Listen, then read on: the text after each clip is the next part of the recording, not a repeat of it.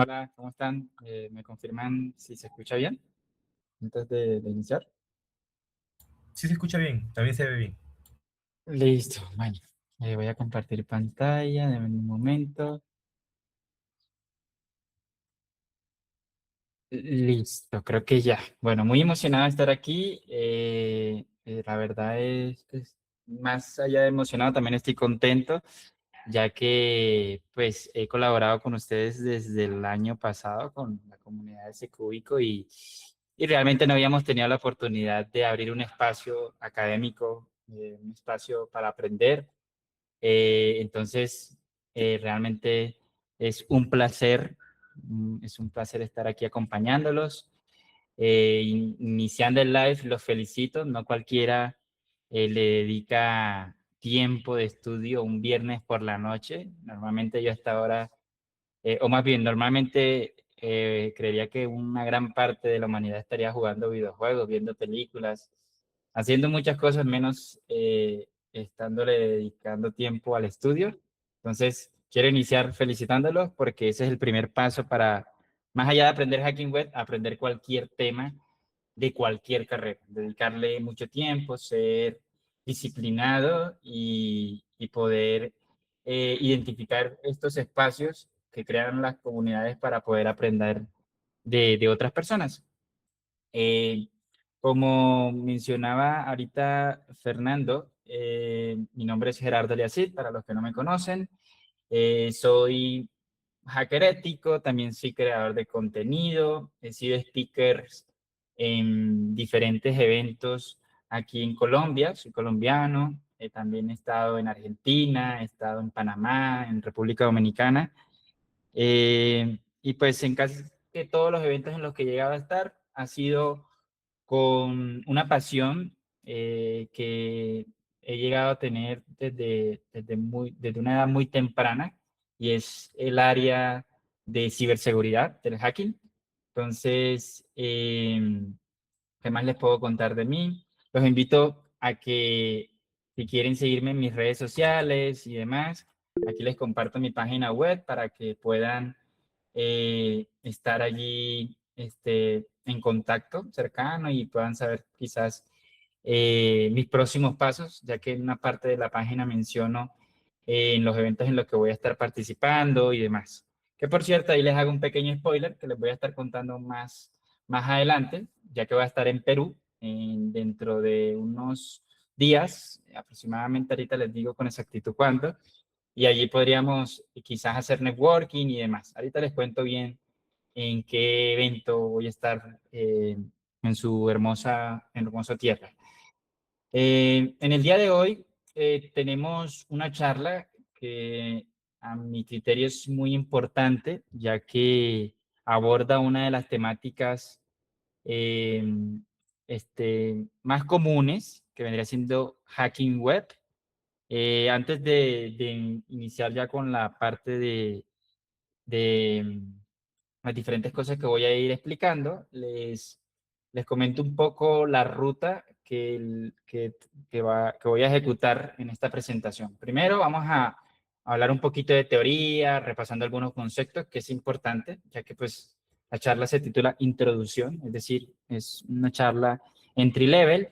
Luego de finalizar con esa fase teórica, que se van a hacer como unos 10, 12 slides, vamos a proceder con un ejercicio práctico en donde vamos a estar, voy a liberar un servidor que voy a disponibilizar durante el ejercicio de ahora para que pues puedan practicar junto conmigo y un par de horas adicionales. Y la idea es que ustedes puedan hackear esa aplicación web y pues disfrutar, aprender de ese escenario que va a estar disponibilizado para ustedes. Ahorita les paso el target eh, para que puedan allí materializar las diferentes técnicas que voy a explicar.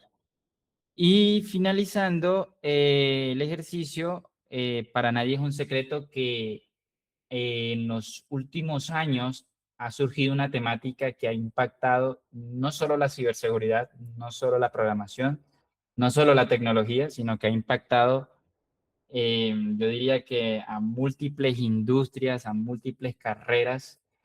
Por lo tanto, es importante conocer cómo podemos utilizar esta tecnología para potenciar nuestras habilidades. Creo que muy probablemente en la audiencia ya sabrán de qué estoy hablando. Vendría siendo la temática de inteligencia artificial. Vamos a estar utilizando un MSP para validar algunas cositas a nivel de web, que creo que puede ser bastante valioso para esta época en donde está saliendo tantos estudios, y creo que es algo que puede ayudarles a encontrar vulnerabilidades de alta criticidad.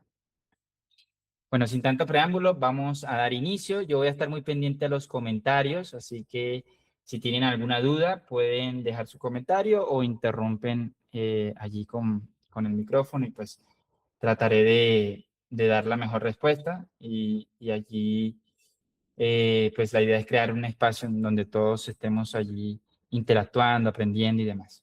Listo, comencemos. Introducción al hacking web. El hacking web es una de las temáticas más hermosas, es la que más he llegado a interactuar, y realmente es una temática por la que muchos hackers normalmente comienzan en su carrera de hacking. Eh, Antes de profundizar realmente en temas técnicos, este vendría siendo el mapeo de los diferentes temas que vamos a abordar a nivel teórico. Vamos a hablar un poquito de los fundamentos. Luego vamos a hablar del protocolo HTTP, que es súper importante que conozcan este protocolo, ya que pues sobre este mismo es que corren las aplicaciones web. Vamos a hablar un poquito de arquitecturas web.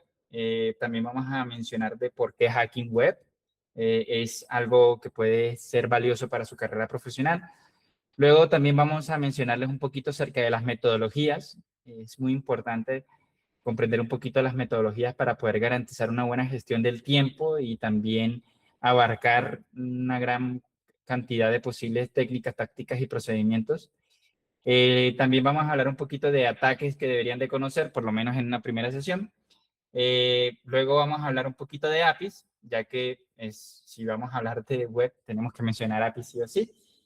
Luego finalizamos con una lección de dónde aprender más, porque pues es claro de que en una clase, en una sesión de 1 hora, 2 horas, 3 horas, incluso les puedo decir 10 horas, no es suficiente para aprender todo lo que es o lo que puede abordar el hacking web, ya que yo diría que es un área de especialización completa de las tantas ramas que tiene el hacking. Recordemos que el hacking realmente aborda muchas temáticas.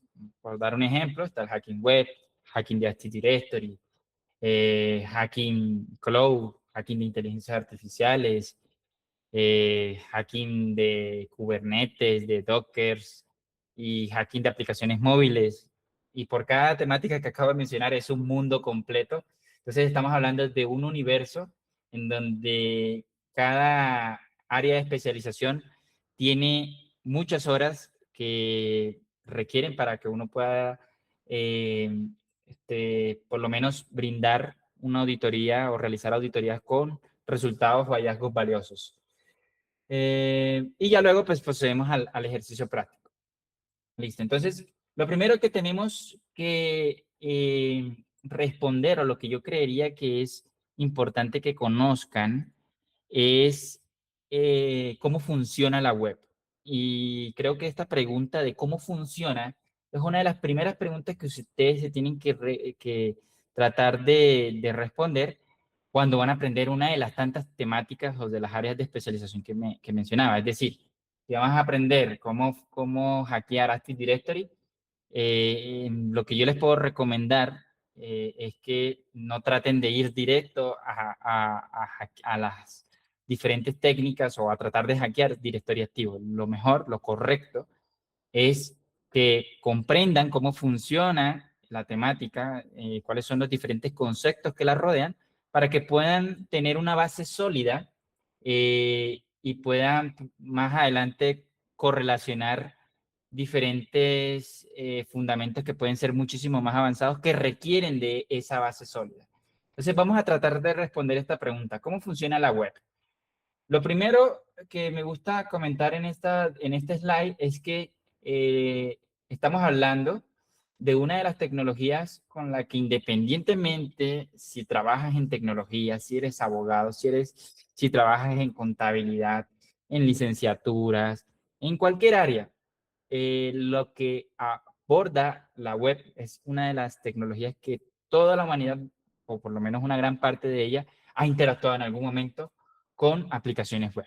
Eso es importante mencionarlo porque más adelante vamos a responder la pregunta de por qué aprender esto y, y pues conocer realmente, tener presente de que es una de las tecnologías con la que más interactúa la humanidad, responde esa pregunta que más adelante vamos a abordar.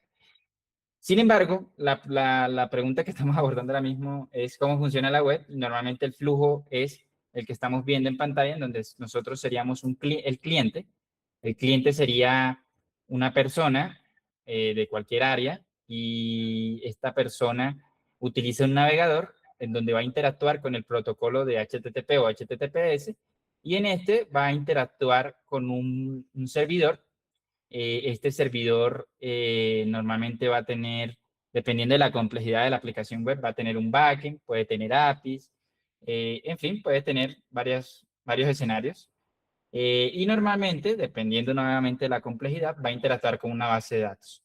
Digo dependiendo porque si es una aplicación web en donde literalmente es una landing page, muy probablemente ni siquiera interactúa con una base de datos o no tenga un backend o en un API, simplemente se interactúa con un servidor. Entonces, dependiendo de la complejidad, se van introduciendo nuevos conceptos y es importante conocerlo porque eso no es lo mismo revisar una landing page que revisar una aplicación web robusta que tiene post-autenticación, entre otras cosas más.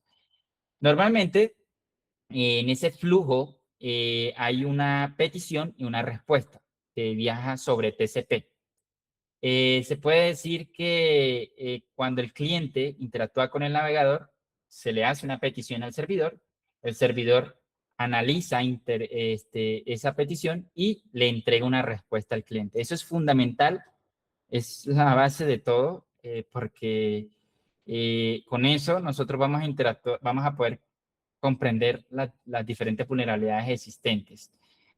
Es importante que conozcan y logren diferenciar estas palabras desde ahora, que vendría siendo cliente y servidor, ya que en ambos lugares se encuentran diferentes tipos de vulnerabilidades. Hay vulnerabilidades del lado del servidor y hay vulnerabilidades del lado del cliente. Es súper importante que logren diferenciarlas. Ahorita vamos a ver algunos ejemplos, ya que dependiendo de dónde se posicione la vulnerabilidad, va a inferir en que el nivel de criticidad sea más alto, en que la afectación de la disponibilidad, confidencialidad o integridad de los datos sea muchísimo más grave, que el impacto sea más grave, que realmente afecta de muchas maneras. Entonces, es importante recordar esas dos palabritas. También algo importante que suele suceder en ese flujo es el DNS, ya que lo normal es que nosotros no interactuemos con IP, sino que interactuemos con dominios. En este momento, justo en este momento, estamos interactuando con una aplicación web. En este momento todos estamos conectados a meet.google.com. Eso es una aplicación web. Y ese meet.google.com vendría siendo un subdominio del dominio raíz que vendría siendo google.com. Y cuando ustedes accedieron al Meet, a esta sesión, probablemente hicieron una traducción de dominio, que fue colocar meet.google.com, ahí se autenticaron y ahí les cargó la sesión de hoy. Entonces, esa es la primera parte del flujo, que normalmente no entra tanto en la categoría de web, pero hace parte del flujo. Luego, es importante mencionar otros conceptos como la URI o la URL, ya que realmente es una de las primeras cosas que recibe el hacker antes de iniciar una auditoría. Al hacker ético le van a proporcionar, por ejemplo, un www.google.com. Tienes que identificar vulnerabilidades sobre google.com. Entonces, es muy importante saber que existe una URI y esta URI va a tener parámetros, va a tener rutas y es importante también conocer estos conceptos iniciales porque más adelante vamos a ver algunos ejemplos de vulnerabilidades que se ven en ese punto. Otros conceptos que están dentro de este flujo es el HTML y el CSS, que es eh, relevante conocerlo porque literalmente todas las aplicaciones web normalmente están corriendo al final un código que está en HTML, van a tener estilos que van a estar en CSS. Entonces es importante por lo menos entender la estructura en esta época con todo el auge de la inteligencia artificial. Podría afirmar, ya sea para bien o para mal, pero es la realidad, podría afirmar que no se necesita que conozcan a un nivel de profundidad alto, saber programar en estos lenguajes, pero por lo menos conocer su existencia, saber diferenciarlos, saber para qué sirve cada uno. También tenemos JavaScript, que ha sido un lenguaje muy importante en la última década, ha llegado a impactar la industria de una forma gigantesca, tanto así que han salido un montón de frameworks, tanto así que las empresas más grandes del mundo utilizan JavaScript y muchas de las vulnerabilidades recaen en JavaScript. Entonces, es importante también conocer por lo menos un poquito de JavaScript.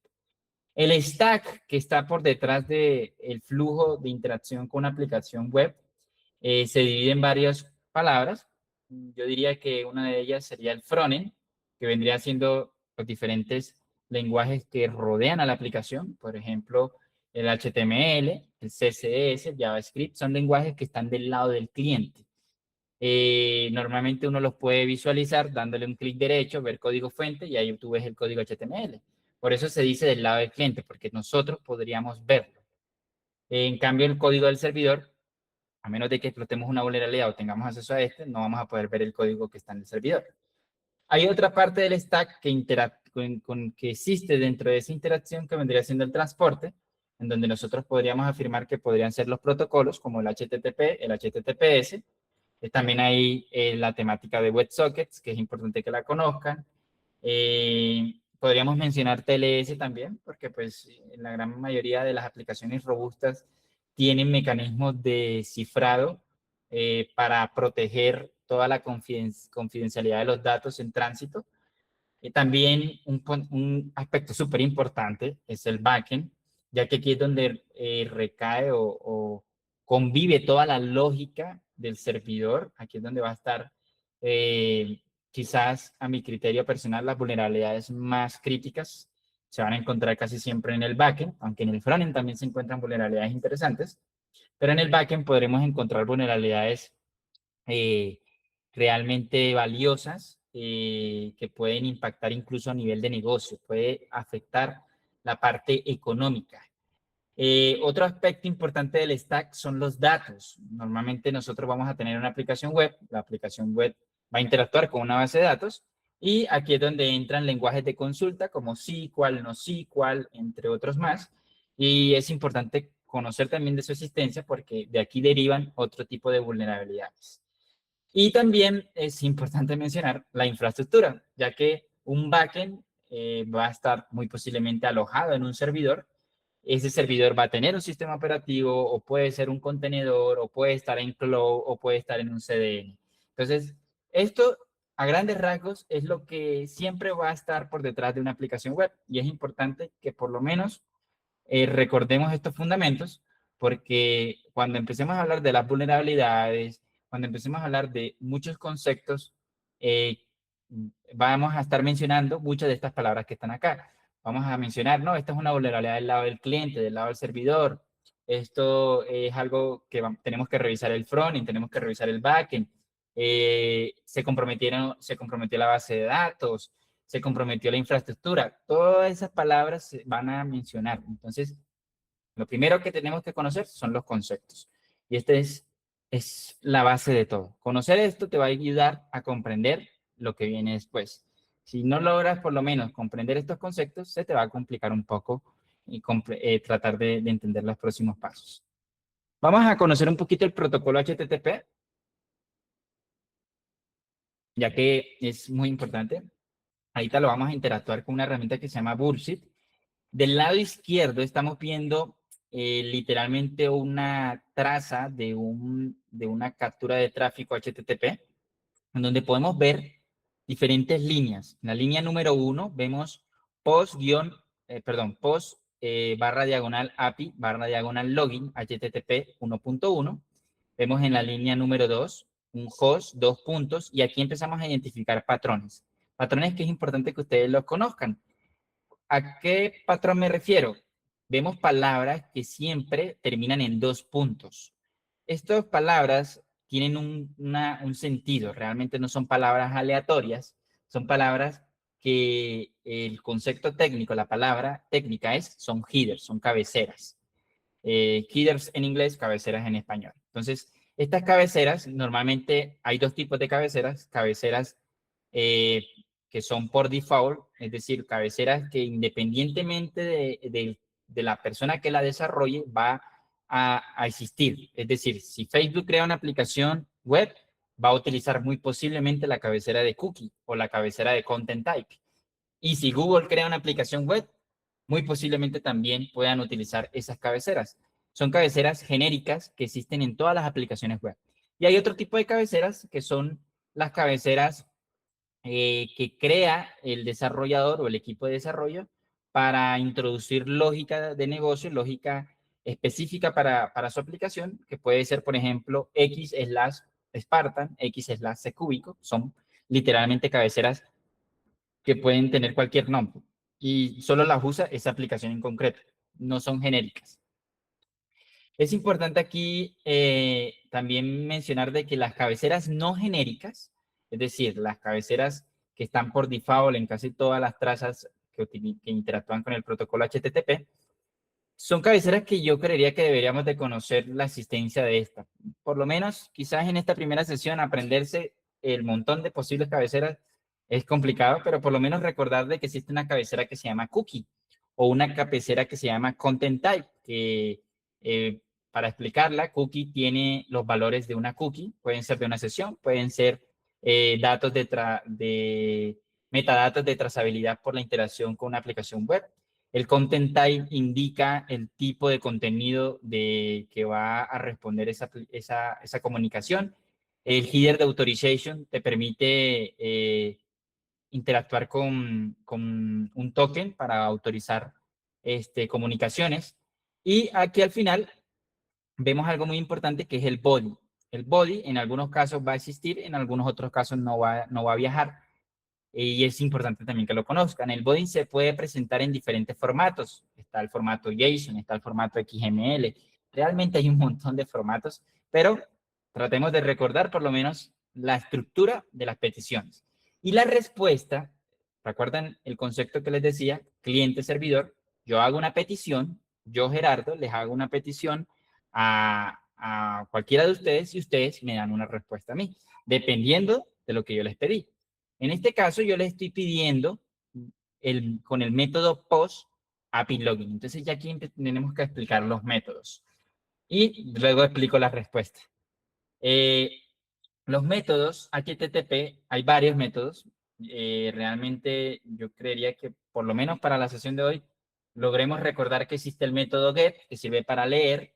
Y aquí vamos a hacer una analogía. Vamos a recordar un concepto que es muy explicado en las carreras de ingeniería, y es la palabra CRUD: crear, leer, actualizar y eliminar.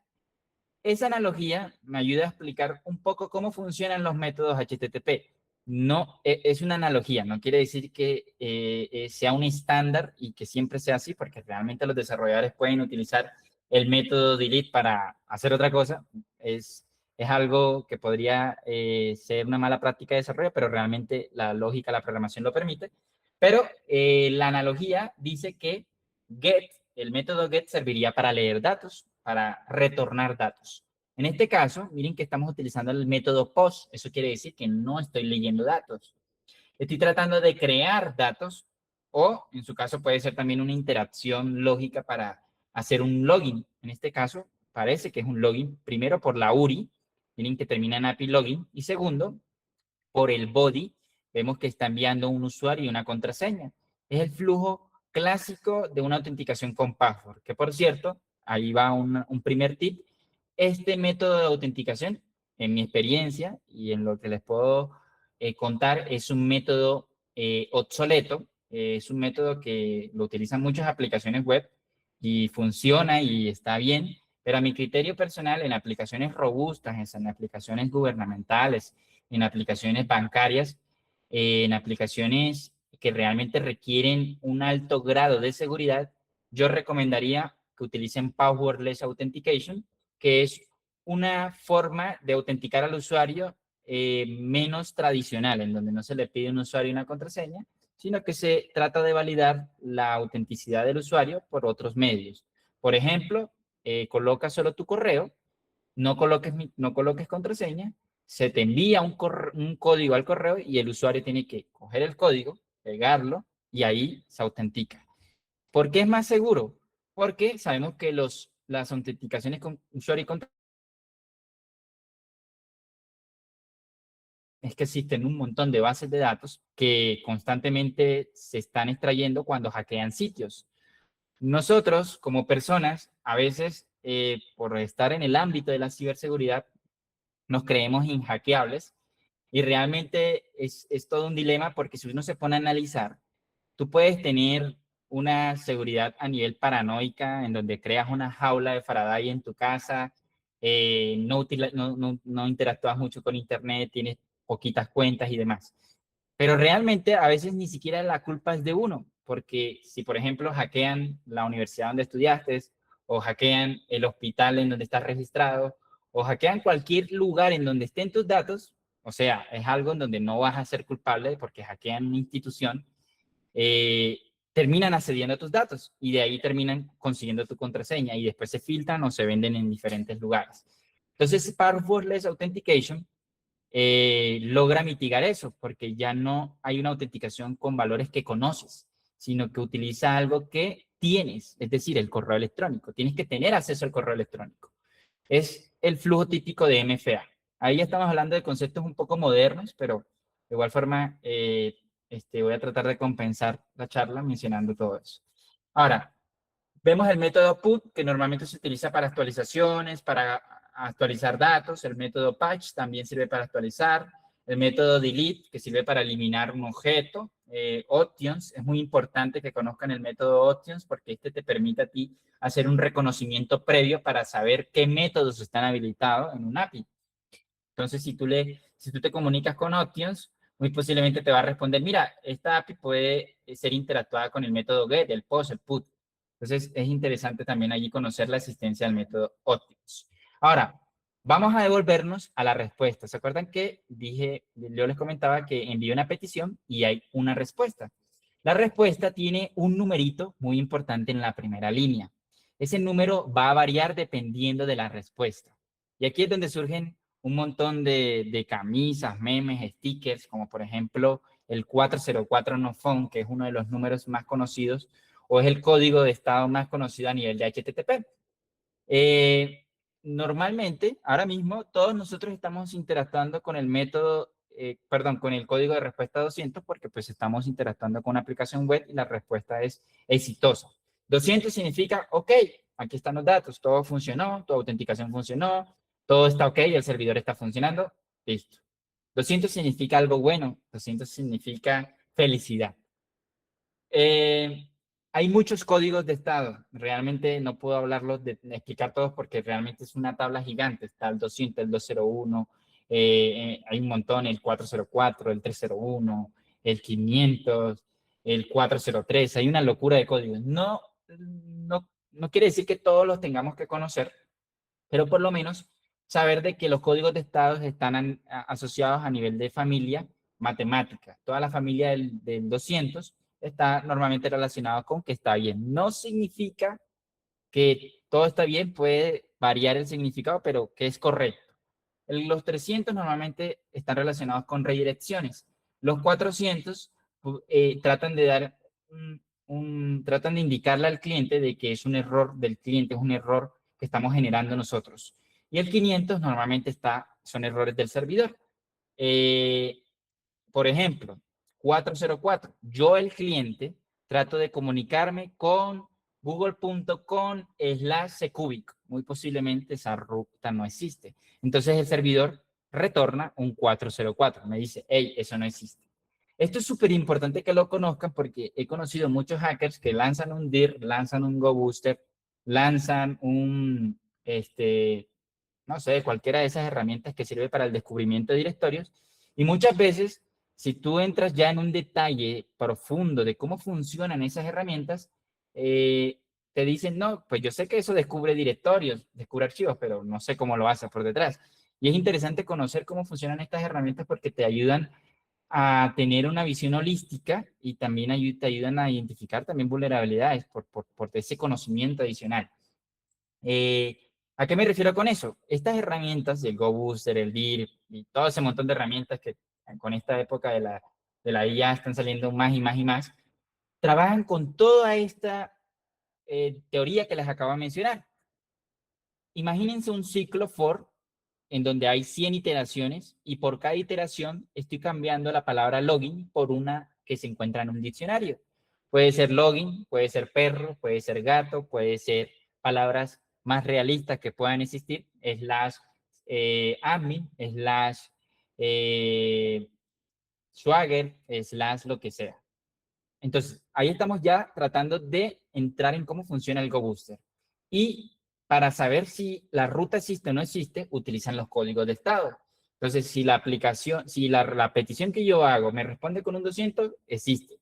Si me retorna con un 404, no existe. A grandes rasgos, así funcionan este tipo de software que utilizan los hackers para el descubrimiento de directorios. Ahorita vamos a ver algunos. Vamos a hablar un poquito de la topología o de la arquitectura, ya que dependiendo de la arquitectura se van a modelar diferentes vectores de ataque. Hace muchos años, casi que todas las aplicaciones web eran monolitos. La arquitectura monolito es una arquitectura que básicamente se coloca toda la lógica en un mismo servidor. Entonces, vamos a seguir con la analogía o el ejemplo que yo les contaba de CRUD, crear, actualizar, eliminar, leer. Entonces, en esa lógica, si a mí me pedían crear un API que brindara esas operaciones y que utilizara una arquitectura monolito, entonces toda la lógica, imagínense, está en un solo archivo y todo allí está mezclado allí. Se puede decir que a grandes rasgos ese es un monolito, pero pues realmente el concepto es un poco más profundo. Y ojo aquí, abro paréntesis, arquitectura monolito no es sinónimo de una vulnerabilidad o de una mala práctica de desarrollo. Realmente yo diría que un buen monolito puede brindarte una buena seguridad, puede brindar robustez al mismo grado que un microservicio. No sé si lo sabían, pero los invito a que hagan lectura sobre GitHub. GitHub ha divulgado en varias ocasiones que mucha de su tecnología es un gran monolito. Y pues si se ponen a pensar, no estamos hablando de una empresa pequeña, estamos hablando de nada más y nada menos que GitHub. Entonces es un buen ejemplo de que los monolitos, la arquitectura monolítica es muy buena también. Solo que el problema acá es cuando tú empiezas a involucrar malas prácticas de desarrollo dentro de la arquitectura. El monolito, para que sea bueno, tiene que ser modular, pero pues ahí ya empezamos a entrar en más detalles ya más técnicos, pero pues las arquitecturas es bueno conocerlas porque ustedes van a tener que hacer dos tipos de hacking normalmente.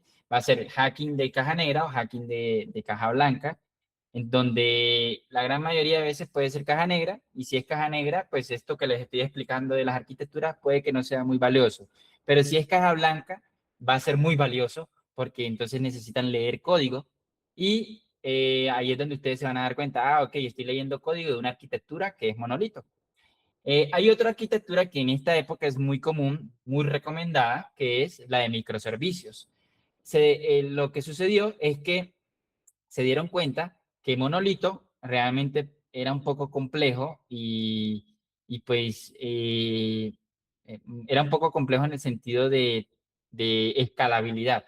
Y empezó a surgir la nube y la nube trajo nuevas nuevas arquitecturas, nuevas filosofías, nuevas formas de hacer las cosas. De ahí surgen microservicios. Los microservicios es básicamente que en vez de trabajar todo en un solo lugar, vamos a dividir los servicios en pequeñas partes por funcionalidad. Entonces, yo les mencionaba que el monolito tenía todo el crear, el eliminar, el actualizar, el leer en un solo lugar. En cambio, los microservicios dicen, hey, eliminar es una sola funcionalidad. Esto vamos a crear un solo servicio específico y vamos a independizarlo de los demás servicios. Este va a tener un solo archivo, su lógica, y este va a estar aislado del crear, del leer y de los demás. Entonces, la filosofía de los microservicios es interesante, también es muy valiosa porque te brinda ciertas cosas como la independencia de los servicios. Y eso es valioso cuando hablamos de conceptos como la resiliencia, cuando hablamos de conceptos como si se cae un microservicio, no se cae todo. Entonces, es realmente aporta valor y por eso hay una competencia en donde muchos recomiendan microservicios, pero nuevamente lo resalto, un buen monolito puede brindar una muy buena escalabilidad, puede brindar una muy buena seguridad, una buena, puede adaptarse y puede ser muy bueno realmente. En esta época también hablamos de los SPA o de los API, que son ya aplicaciones que encapsulan todo dentro de un JavaScript. Esto normalmente se ve mucho ya en aplicaciones modernas, en donde ya tenemos frontend for backend, entre otros conceptos que ya son muy modernos. Pero, y esta parte es súper importante que la conozcan, porque si ustedes trabajan en sectores que están en la vanguardia, muy posiblemente van a encontrarse con aplicaciones modernas que trabajan con React, con Nest.js, con Angular, que normalmente pueden encapsular mucha lógica a nivel de JavaScript. Serverless es otro concepto también a nivel de arquitectura muy importante porque normalmente está muy relacionado con la nube y son funciones efímeras que se llaman, puede ser a nivel de microservicios, entre otras cosas, pero es importante también que le echen una revisada. Les pido disculpas si no profundizo tanto en cada concepto, estoy tratando de entregar mucha información en un corto periodo de tiempo, entonces mi recomendación es, luego de la presentación, si les quedó gustando, busquen un poco de información al respecto. Aquí puede surgir una duda, ¿por qué hacking web? ¿Será que vale la pena estudiar hacking web? ¿Será que vale la pena estudiar hacking web en el 2026? Y la respuesta corta es, realmente a mi criterio personal considero que sigue siendo muy valioso aprender hacking web. Y para responder esta pregunta la voy a responder con otra pregunta. Y allí, pues, si quieren, por favor, reaccionen para no sentirme un poco solo. Reaccionen con un corazón si es sí y razonen con un no si con la manito, si es un no. Sí, corazón, no con la manito, ¿listo? La pregunta es la siguiente. ¿Ustedes conocen una empresa que no tenga una aplicación web, que una empresa grande que contrate gente? Yo realmente conozco que todas las empresas tienen aplicaciones web, por eso estoy colocando un montón de corazoncitos. Eh, entonces, ¿por qué hago esa pregunta?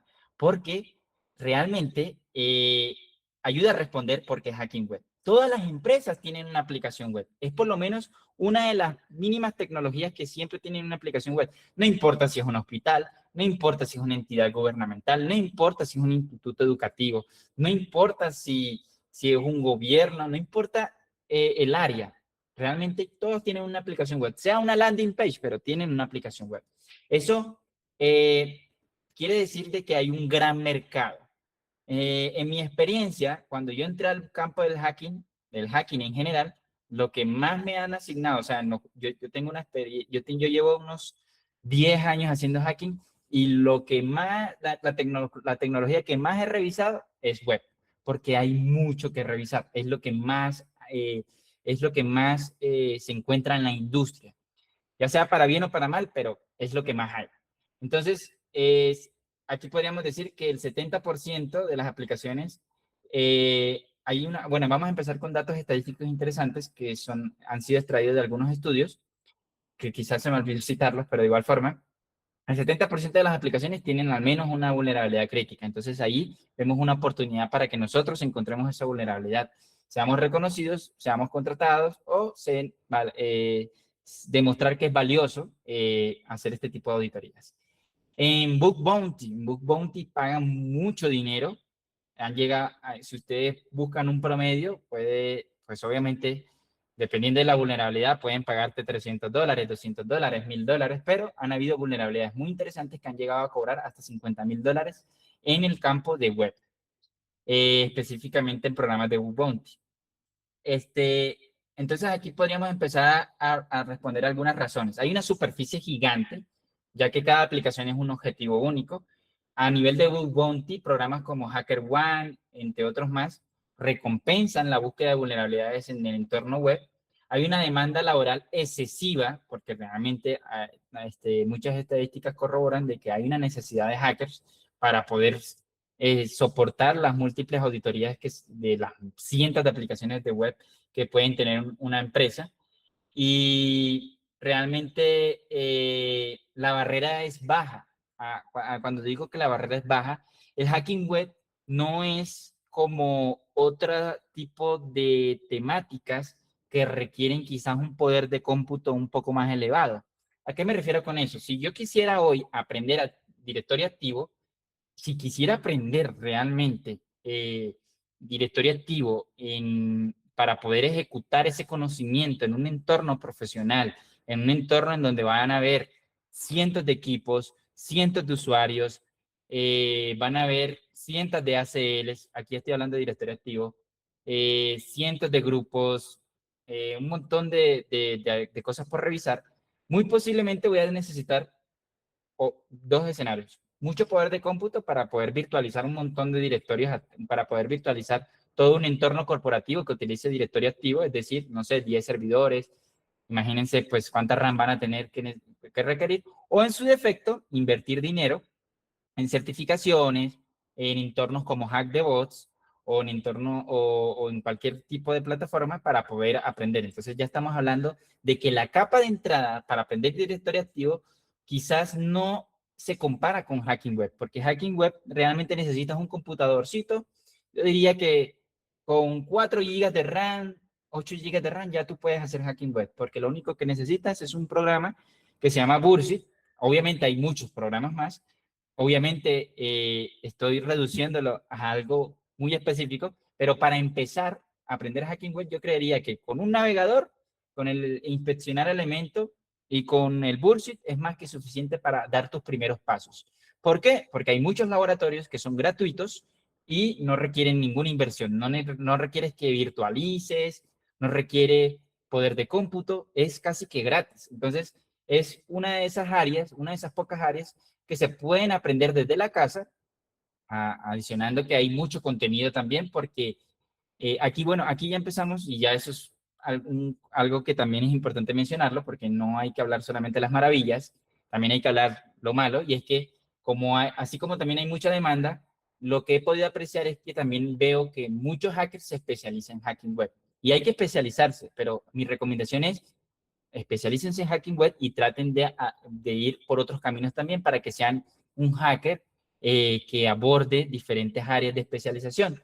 Obviamente eso va a depender de lo que ustedes quieren hacer con su carrera profesional, pero en mi experiencia, saber solo de hacking web en esta época quizás no es tan inteligente porque quizás no vas a ser tan competitivo, quizás también vas a estar compitiendo con muchas personas que tienen esa skill, debido a lo que les mencionaba. Como hay muchas aplicaciones web, pues la mayoría de los hackers aprenden web. Entonces, es como un dilema, pero realmente mi recomendación es aprendan, pueden ser los primeros pasos. Mis primeros pasos fueron en hacking web. Lo primero que yo exploté fue un XSS y yo dije, wow, soy hacker. Después me di cuenta que no era así de fácil, pero realmente es una de las áreas más bonitas en donde podemos empezar.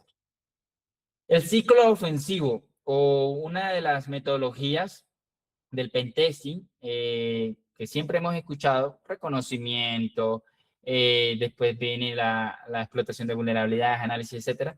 Podríamos decir que es este. Empezamos con un reconocimiento, luego vamos a mapear algunos endpoints, algunos parámetros, podríamos lanzarle un crawler, luego empezamos a analizar un poco, hacemos fuzzing, analizamos la lógica, recopilamos peticiones, respuestas. Ya luego modelamos un posible vector de ataque para llegar a la fase de explotación. Explotamos, luego vamos a llegar a una fase de post-explotación, porque dentro de las aplicaciones web también se puede escalar privilegios, y luego llegaríamos a una fase de reportes. Herramientas. Los hackers necesitan herramientas. Bursit es la herramienta preferida de muchos hackers. Hay muchas más, realmente hay muchas, pero a nivel de madurez, a nivel de que lleva muchos años en el mercado existiendo y eso le da cierto respaldo, yo diría que Bursit es la mejor. Sin embargo, hay otras más como lo WhatsApp, el FFUF, el Nuclei, Nmap tiene módulos de web, AMAS también, Subfinder. Nuclei es muy bueno, les recomiendo Nuclei, GoBooster, Wapalizer, SQLmap, no SQLmap, hay un montón, realmente hay un montón. Pero estas son como las herramientas iniciales para que ustedes sepan de la existencia de estas herramientas. Hay muchas vulnerabilidades. Aquí hay algunas. Creo que es importante que en cualquier charla de web se menciona el famoso OWASP Top 10. Realmente esto es lo que explican en la gran mayoría de charlas que yo he llegado a ver. Por un tema de tiempo, ya veo que me queda media hora, voy a agilizar un poco la sesión. Entonces, les invito a que busquen el OWASP Top 10. Es un top 10 de vulnerabilidades más comunes en aplicativos web y es importante que lo conozcan. Y las APIs también es importante que las conozcan porque dentro de las APIs ustedes van a encontrar vulnerabilidades muy, muy valiosas. Podríamos manejar otra sesión más adelante en donde les muestre vulnerabilidades a nivel de APIs, pero a grandes rasgos recuerden que un API es tecnología web, así que allí hay que conocer bien todo lo que, cómo el funcionamiento de web y creería que también busquen el OWASP Top 10 para APIs porque también tiene su top 10. Normalmente en el top 5, top 3 van a ver mucho de Broken Access Control, es decir, control de acceso roto, que ahorita vamos a ver un ejemplo. Y donde aprender más, les recomiendo Pursuit Academy. Para mí tiene los mejores laboratorios de hacking web gratis. Simplemente se registran en Pursuit y empiezan a practicar. Allí van a poder aprender. Es más, vamos a revisarlo porque es importante que sepan la asistencia de Pursuit. Ustedes simplemente buscan Pursuit, son los creadores de Bullshit, y ahí van a poder aprender SQL Injection, Cross-Site Scripting, Clickjacking, vulnerabilidades basadas en el Doom, XXG, WebSockets, de todo. Es una locura completa realmente hacer todo esto. Demanda de mucho tiempo, pero van a aprender a conocer todas las posibles vulnerabilidades que se pueden encontrar dentro de web. Por eso les decía de que esto es un mundo completo. Por eso les decía que aprender un hacking web toma bastante tiempo porque hay un montón de posibilidades. Hack the Box también es otro buen lugar. Trae HackMe, el OWASP Top 10 trae algunos laboratorios open source que ustedes pueden desplegar en su máquina local por si no quieren interactuar con Hack the Box. Por Swigger es gratis, así que realmente no hay que pagar por nada. HackerOne es un buen lugar, yo creo que es muy buen lugar porque si ustedes ya quieren entrar, salirse un poco del campo de los ETFs, de la parte académica, sino ver la realidad, leer los reportes de HackerOne te va a ayudar a desarrollar esa mentalidad del atacante, esa mentalidad del hacker de sombrero blanco, en entornos reales, porque pues el HackerOne es reportes de vulnerabilidades reales. En GitHub también se pueden encontrar algunos, en YouTube, hay un montón de creadores de contenido, realmente pues Hacking Web es donde uno más va a aprender. Listo, entonces vamos al ejercicio práctico, pero antes de entrar al ejercicio práctico, vamos a a contarles algo que creo que puede ser de su interés porque están en el país en donde va a suceder un evento que a mi criterio personal va a ser un evento que va a marcar un antes y un después dentro del área de la ciberseguridad y quiero invitarlos. Es un evento que se llama SecOps Day Lima 2026. Es la primera vez que el evento se va a estar ejecutando y dentro de Latinoamérica y va a iniciar en su país, Perú. Realmente pueden encontrar toda la información en secosday.org. para que puedan pues, conocer un poco acerca del evento y para que pues aquí me gustaría, creo que, no estoy seguro, pero creo que Nelson está por ahí. Vi ahí un Nelson, no sé si es el mismo Nelson que es el que está liderando el proyecto.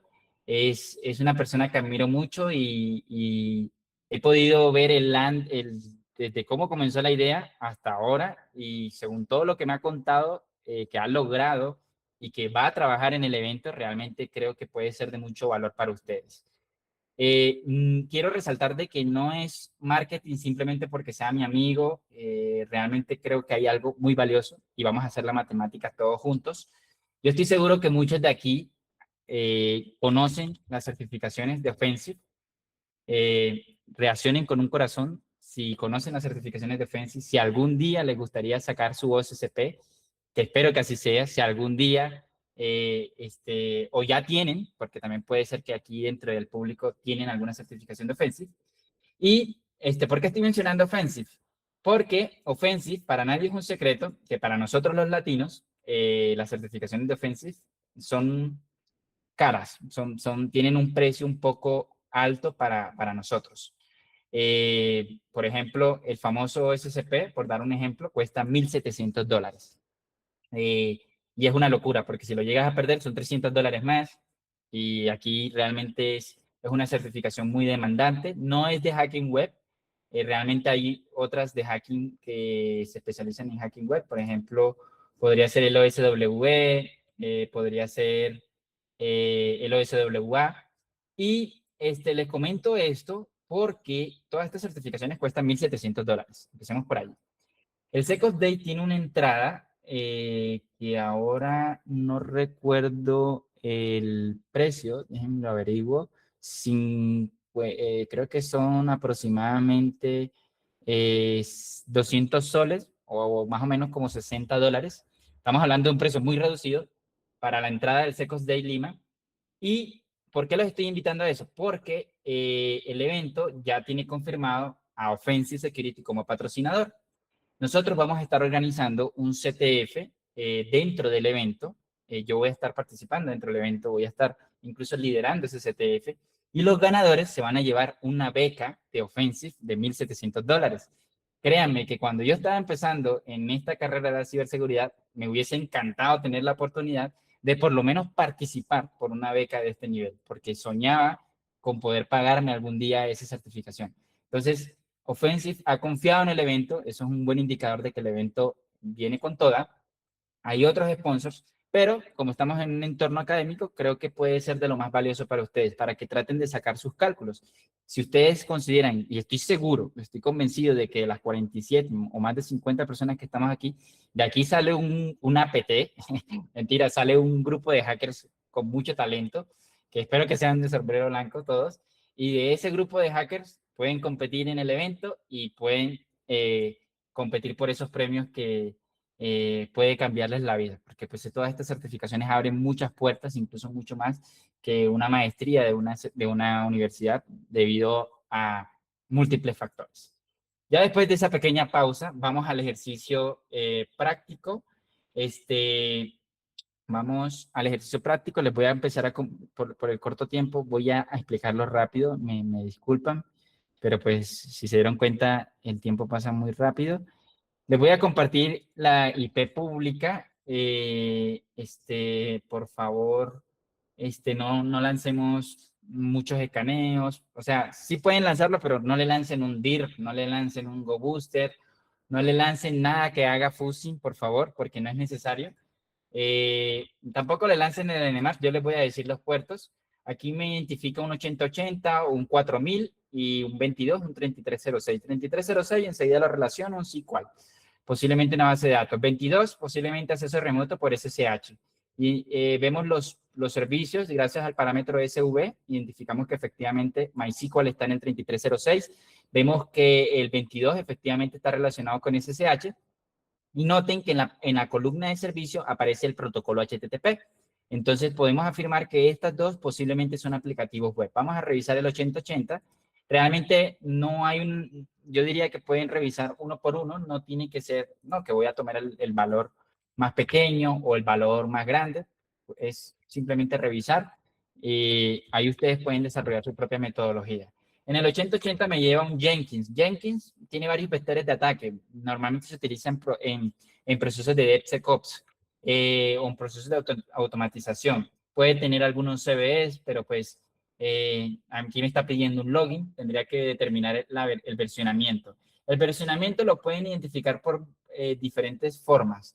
Una forma de ellas que me gusta recomendar mucho es por medio de una extensión que se llama Wapalizer. Ustedes la instalan en el navegador, ya sea Firefox o Google Chrome, y pueden identificar la versión exacta del software que están corriendo o está utilizando. En este caso ya sabemos que está utilizando la 2.387. Tendríamos que buscar algunos exploits, pero en este caso no lo voy a hacer, voy a saltarme a revisar enseguida el puerto 4000. Puerto 4000, aquí me equivoqué, coloqué 400, puerto 4000, encontramos una aplicación web que tiene registro y tiene inicio de sesión. Inicio de sesión, estamos viendo que utiliza usuario y contraseña. Esto quiere decir que podría modelar un vector de ataque muy conocido que es la fuerza bruta, que esto lo podríamos hacer fácilmente tratando de colocar aquí el usuario, colocamos aquí la contraseña, le damos un login. Aquí con clic derecho abrimos inspeccionar, vemos, nos posicionamos en network. Aquí podríamos ver todas las peticiones que salen del navegador. Sin embargo, podríamos abrir Bursit para también interceptar el tráfico de la aplicación web. Por temas de tiempo, vamos a ir directamente a la explotación, pero mi recomendación inicial es que conozcan la aplicación web. No es lo mismo, cuando ustedes estén revisando una aplicación bancaria, hay vulnerabilidades que solo se van a dar dentro de esa aplicación web bancaria, como por ejemplo realizar una transferencia de dinero sin tener dinero. Pero si ustedes están revisando una aplicación educativa dentro del sector universitario, podríamos decir que una vulnerabilidad que solo va a existir allí puede ser que yo pueda colocarme una nota o pueda colocarme un puntaje de un examen mayor al que yo tenía inicial. Es decir, solo se va a dar dentro de esa aplicación web. Por lo tanto, tratar de desarrollar esa mentalidad de posibles vectores de ataque, dependiendo de la temática de la aplicación, te va a ayudar a identificar vulnerabilidades a nivel de negocio y vulnerabilidades realmente críticas. En este caso en concreto voy a crear un registro, vamos a colocar Gerardo, vamos a colocar el correo gerardo@gmail.com, puede ser cualquier cosa, vamos a colocar contraseña 1, 2, 3, 4, 5, 6, registrar. Aquí lo correcto sería que yo esté interceptando el tráfico. Aquí ya podemos ver que el inspeccionar me dice que está llamando código CSS, que está llamando código JavaScript, que está llamando algunas fuentes, en fin, está llamando varias cositas. Le voy a dar registrar. Aquí le voy a dar guardar para que no se me olvide. Vemos que es una aplicación que me redirigió a links. Vemos la URI. Podemos crear como que al parecer una tarea. Podemos ver que me permite crear algo. Entonces, ¿qué pasa? Vamos a tratar de crear aquí cúbico. Perdón. Vamos a colocar que el enlace sería, no sé, podría ser la descripción, hola, y vamos a darle guardar. Vemos que efectivamente se crea este registro. Vamos a tratar de conocer más nuestra aplicación. Vemos en Profile, me muestra la información de mi usuario. Si empezamos a filtrar aquí dentro de las peticiones, vemos que efectivamente se llamó un Profile y vemos en la respuesta que me retorna código HTML. Entre ellos está pues el nombre H4 que estamos viendo acá, de Wilcon Gerardo y demás. ¿Qué más podemos ver? Guardar tus links, me redirige a los links creados. Puedo crear como que otro link, pero pues ya probé esa funcionalidad. Puedo editar los links, vamos a colocarle ahora más grande esto. Puedo borrarlos también. Y pues ya aquí creo que revisé todos los flujos. Me falta el flujo de eliminar y me falta el flujo de editar. Editar, vemos que me llama a edit 4. 4 es un número que aquí ya empiezo a hablar de ciertas vulnerabilidades.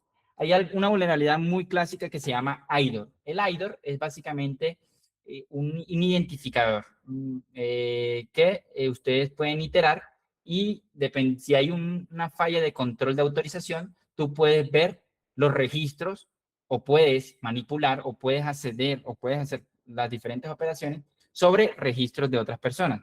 Yo, Gerardo, me registré con el correo de gerardo@gmail y creé un registro.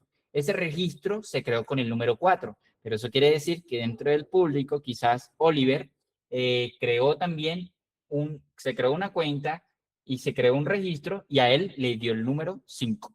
Es autoincremental. Es una mala, muy, pero muy mala práctica de desarrollo, porque se puede inferir que si existe el 4, existe el 3, si existe el 3, existe el 2, si existe el 2, existe el 1. Se puede inferir que existe el 4, existe el 5, y etcétera. Por lo tanto, simplemente tendríamos que hacer un proceso de iteración para poder descubrir otros registros. Vamos a validar si efectivamente esta aplicación es susceptible a ataques de tipo IDOR, y para ello simplemente manipulo el número 4 por el número 3 y, oh, voilà, estoy accediendo a otro registro. Aquí esto no lo guardé yo, esto ya estaba aquí, al parecer. ¿Podría acceder al número 2? Efectivamente puedo acceder al número 2. ¿Podría acceder al número 1? El número 1 no tiene nada. El número 2 me entrega esta información y el número 3 me entrega esta otra información. 8080, el Jenkins está en el 8080, entonces vamos a ver que aquí hay unas posibles credenciales. Vamos a tratar de autenticarnos con estas credenciales. Las colocamos y aparentemente pues, funciona. Así que ya tenemos un acceso dentro del Jenkins. Se me olvidó resaltar, esta es una aplicación web intencionalmente vulnerable que, pues, es una aplicación de la que podemos aprender. No quiere decir que en la vida real van a encontrar específicamente de esta misma forma. Puede que sí, escenarios similares, puede que sí hayan variaciones. Yo he encontrado IDOR, sigo encontrando IDOR este año, encontré un IDOR en algunos freelance que he hecho, y es una de las vulnerabilidades más sencillas de explotar, en donde simplemente tienes que cambiar un número por otro número. Gerardo, me estás explicando cómo atacar. No solamente me gusta atacar, me gusta también defender, me gusta evitar la vulnerabilidad, corregir. ¿Qué me recomiendas tú para evitar un IDOR? No utilices valores autoincrementales a nivel numérico, utiliza UID.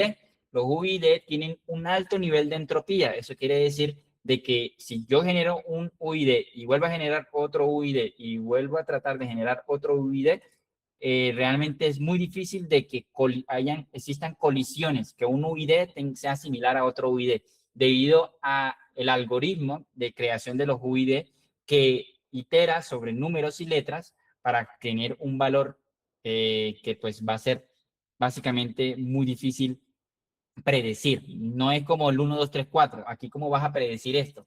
Realmente es muy complicado. Entonces, tus registros tienen que estar protegidos por un UID mínimo versión 4. ¿Cómo sabemos el versionamiento de un UID? Ustedes simplemente miran el tercer valor y si comienza por 4 ya es un valor de UID 4.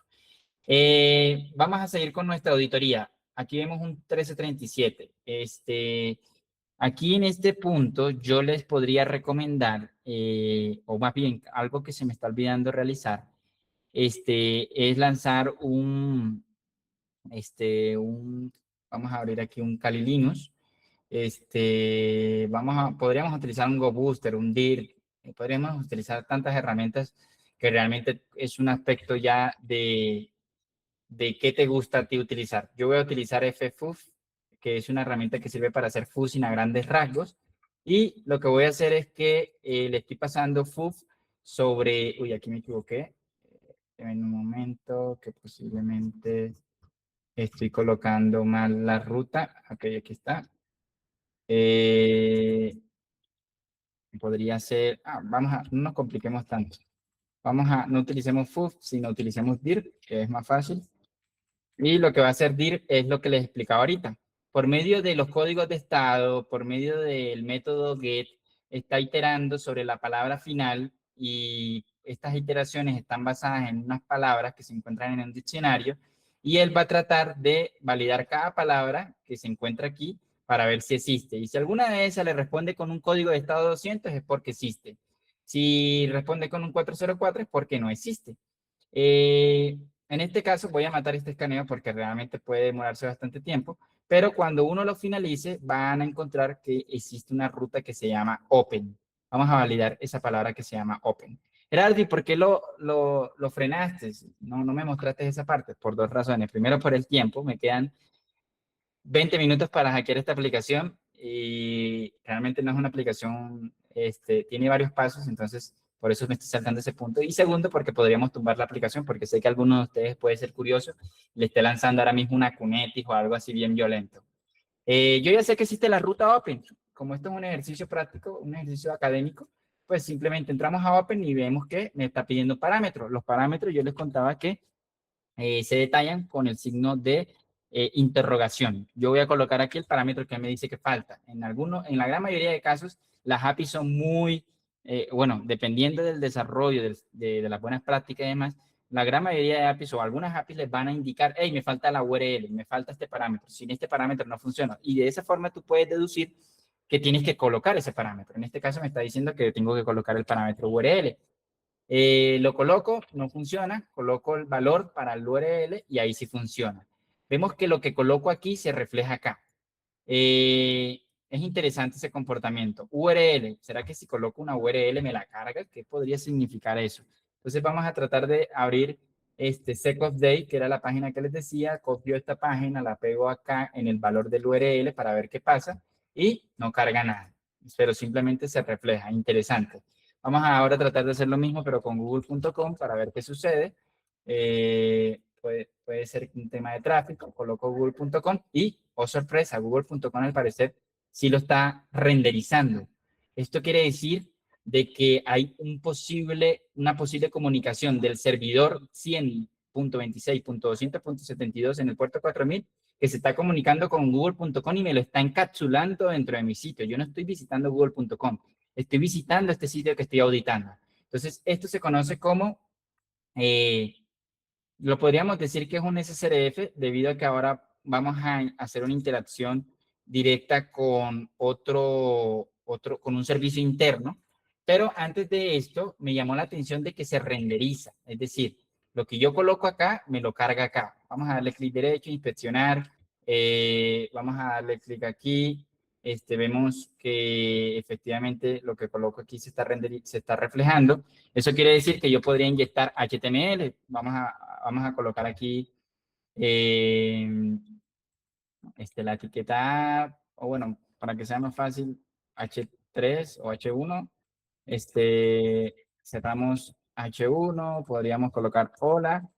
Y miren cómo el formato de ese hola generó un salto de línea.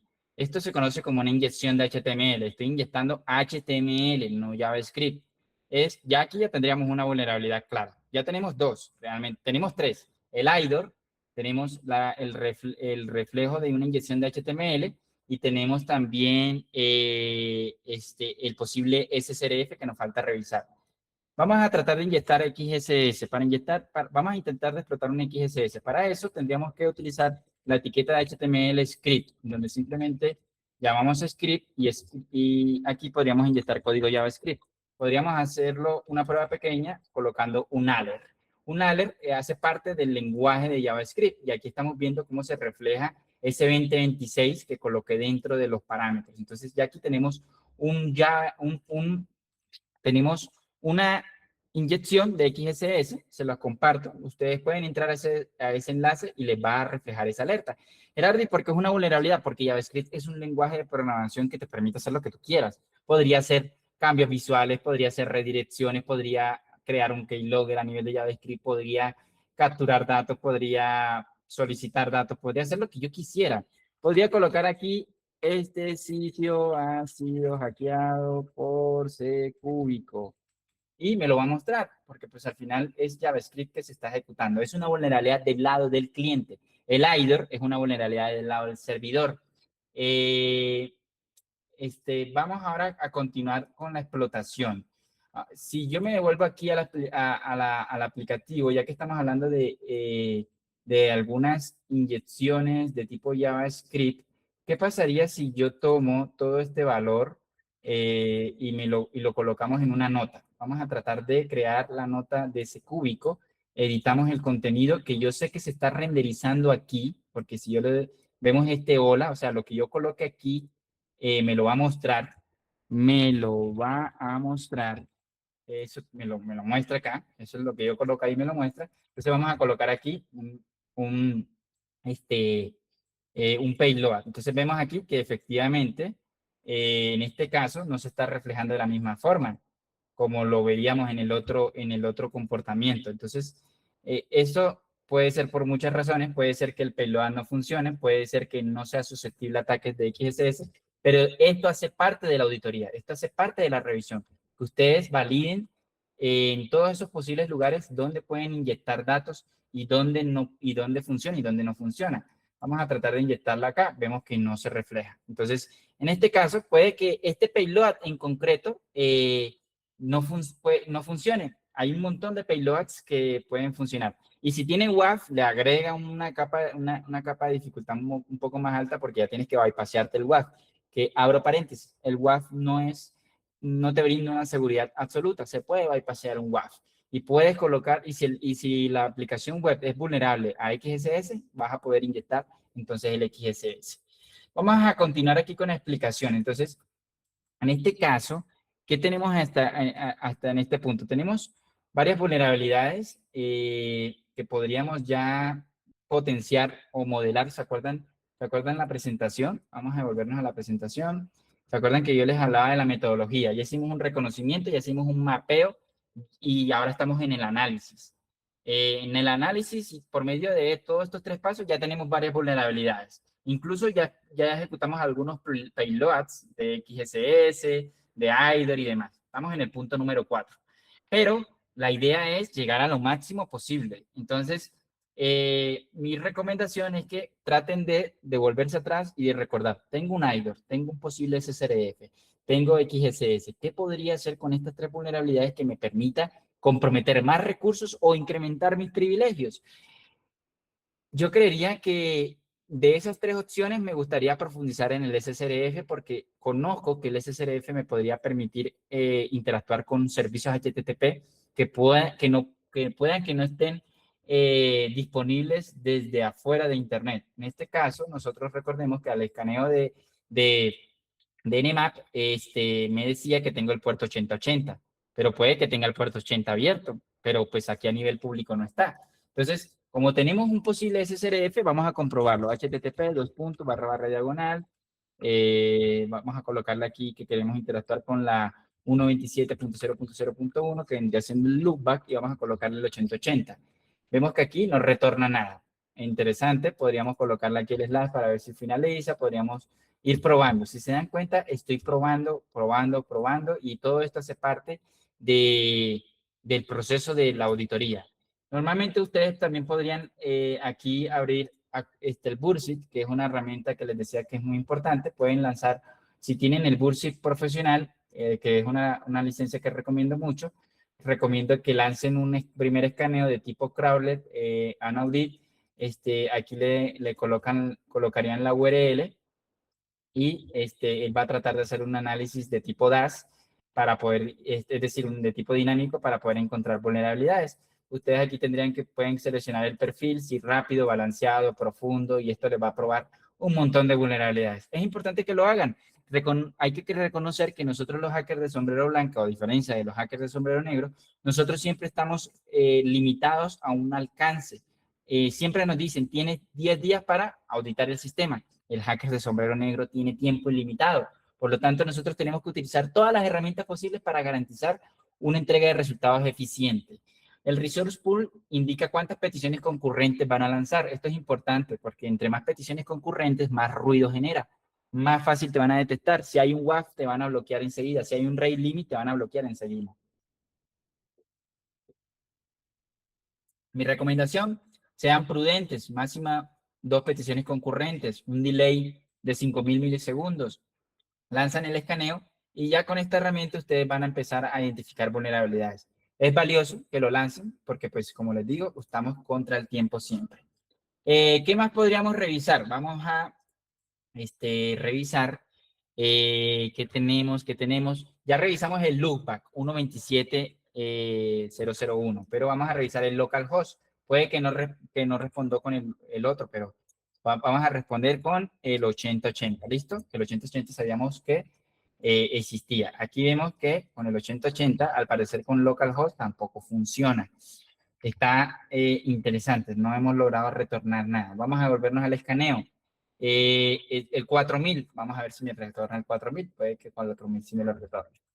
En este caso sí me lo retornó, entonces tenemos un SSRF, es decir, yo estoy utilizando la IP pública que está en el 4000, que tiene la vulnerabilidad para comunicarme con el localhost del 4000. Entonces, en este punto yo podría fácilmente utilizar Fuzzy Proxy para decirle que, o también utilizar a un proxy. Al final, Bullshit es un proxy. Entonces, me voy a ir a proxy, voy a interceptar, le voy a decir que quiero interceptar el tráfico. Para no generar molestia, voy a cerrar todo lo demás. Voy a dejar solamente lo que nos compete revisar. Sería esto. Listo, interceptar. Y vamos a devolvernos aquí. Vamos a darle un enter. Esta al get, el host, las cabeceras. Puedo mandar esto al repeater. El repeater me va a cómo responde y demás. En este punto yo lo que recomendaría hacer es lanzar un intruder que itere sobre el valor del 4000. Vamos a hacer un reconocimiento de puertos o una enumeración de puertos utilizando un SSRF. Y para ello podríamos aquí indicarle que el diccionario que vaya a utilizar sea de puertos que sean comunes. Vamos a utilizar SSRF targets, que puede ser una buen payload. Vamos a colocar, es más, vamos a quitar este payload que está aquí primero. Vamos a seleccionarlo todo para que utilice el payload, esta primera capa de payloads. Vamos a quitarle el URL encode, vamos a iniciar el ataque. Aquí se abre una nueva pestaña, podemos ver que está intentando iterar en donde va cambiando el valor del URL por cada uno de ellos. Podríamos filtrar por el tamaño de la respuesta. El tamaño de la respuesta es un buen indicador de que está encontrando algo.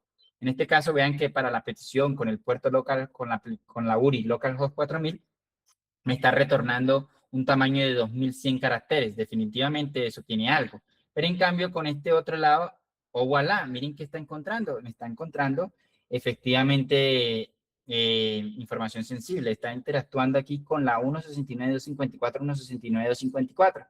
Que para los que no saben, ese IP no es un IP aleatorio, es un IP privada que normalmente se encuentra en contextos de cloud, es el servicio de metadatos.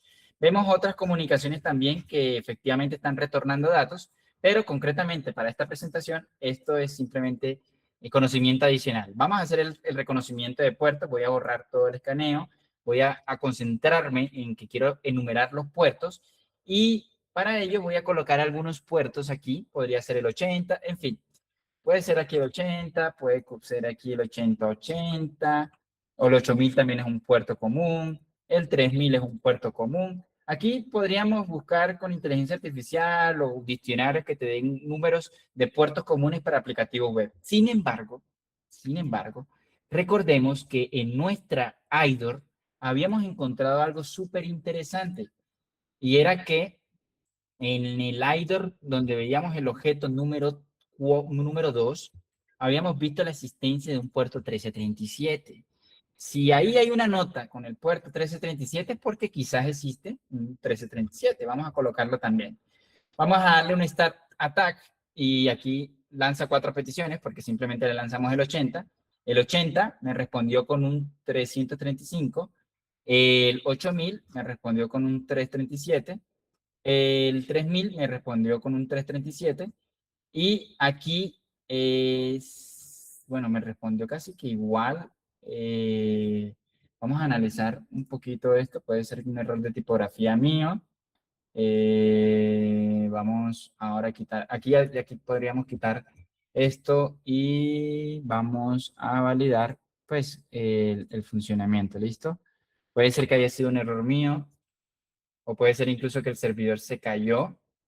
Creo que sí se cayó, porque esto tenía que responder algo. Deme un momento y reinicio el server y de paso, pues, podríamos hacer una pequeña pausa de preguntas hasta este punto para aprovechar ese pequeño intervalo de tiempo mientras se demora la máquina reiniciando. Hasta en este punto, ¿tienen preguntas, algún comentario? Los leo en el chat. No había visto el chat hasta ahora.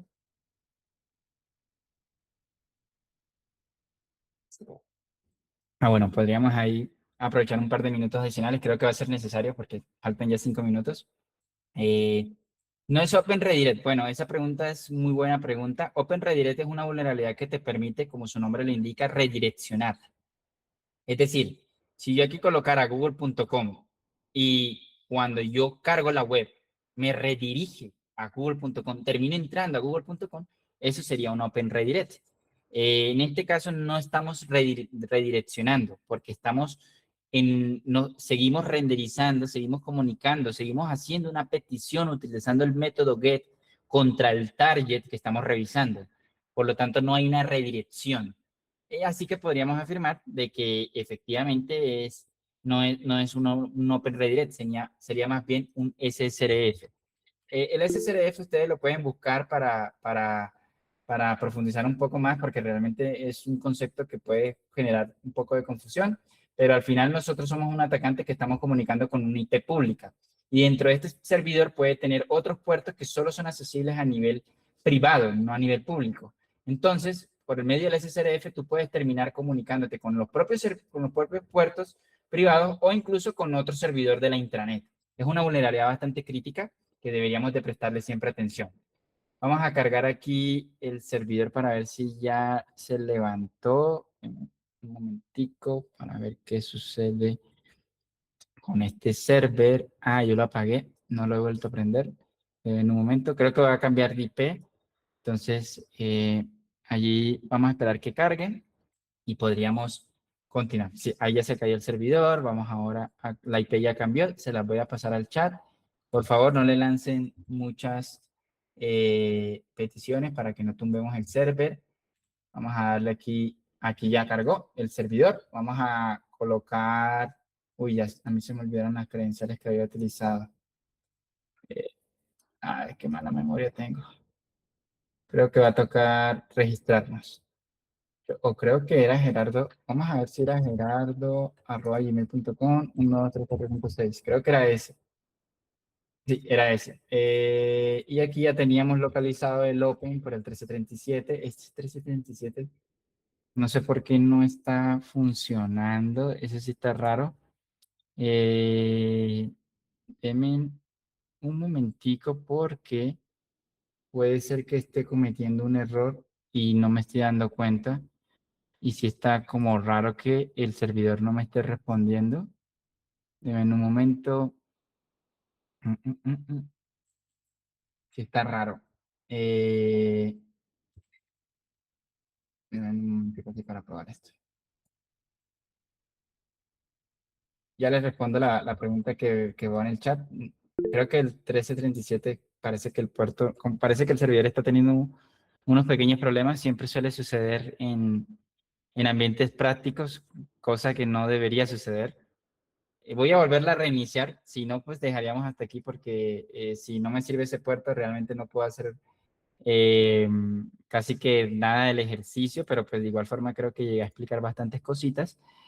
Deme un momentico para ver si realmente estoy cometiendo algún error aquí. Sí, voy a reiniciar el server y si no, pues dejaríamos, les pido disculpas. Estas cosas suelen suceder más de lo que uno cree. Todo funcionaba antes de las clases y pues ahora decidió no funcionar. Entonces, allí sí pido mis disculpas, pero igual creo que podríamos sacar unas conclusiones y de allí listo. Voy a leer algunas preguntas. Una pregunta, ¿SAP tiene las mismas funciones que Bursit? SAP, bueno, SAP es una herramienta también muy buena. Eh, yo la he llegado a utilizar y me ha entregado resultados también muy valiosos. Tiene muchas características similares que te entrega Bursi. Puede que tenga algunas otras que sean totalmente novedosas o incluso algunas que sean únicas de SAP. Yo realmente eh, les puedo decir de que todas las herramientas funcionan en muchas de estas herramientas ya llevan años en la industria funcionando y pues yo creo que todas hay que usarlas. Sé que le hice demasiada publicidad a por Swigger, pero la razón de esto es más que todo porque es una herramienta que creo que entrega muy buenos resultados pero el WhatsApp también es una herramienta también muy buena y pueden utilizarla. Realmente creería que no hay que decir esta es la única herramienta que hay que usar. Yo creería que hay que usarlas todas, ya que pues esta va a hacer algunas cosas que quizás esta no. Entonces, realmente es valioso allí conocer ese tema. Vamos a ver si ahora sí, ya se reinició, y ahora sí funciona. Es que es el puerto el que no está funcionando y se me hace raro porque realmente antes de que viniera aquí con ustedes todo estaba ok, pero pues suelen pasar estas cositas siempre en algunas demos prácticas.